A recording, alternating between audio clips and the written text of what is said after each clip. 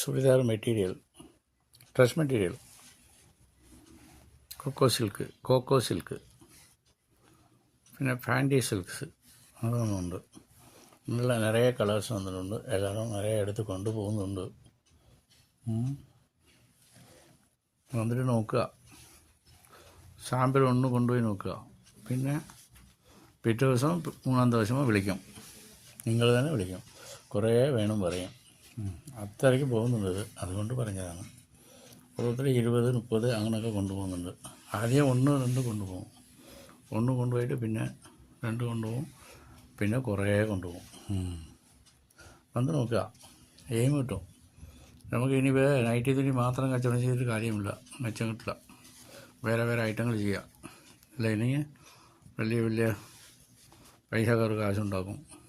പിന്നെ ഓൺലൈൻകാർ അങ്ങനെ ഉണ്ടാക്കുള്ളൂ. നമ്മൾ സാധാരണക്കാർക്ക് ഒന്നും നടക്കില്ല. അപ്പോൾ അതുകൊണ്ട് ഇങ്ങനെ വേറെ ചെയ്ത് പഠിക്കുക, നോക്കുക. നൈറ്റി തുണിയിലും നമ്മൾ ആദ്യം തുടങ്ങുമ്പോൾ എങ്ങനെ എല്ലാവരും പഠിച്ചല്ലേ ചെയ്തത്, പിന്നെ ഉഷാറായില്ലേ.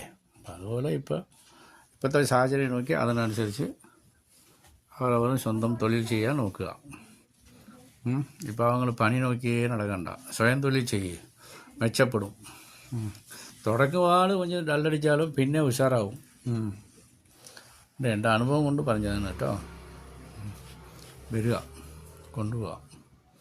ആയിക്കോട്ടെ.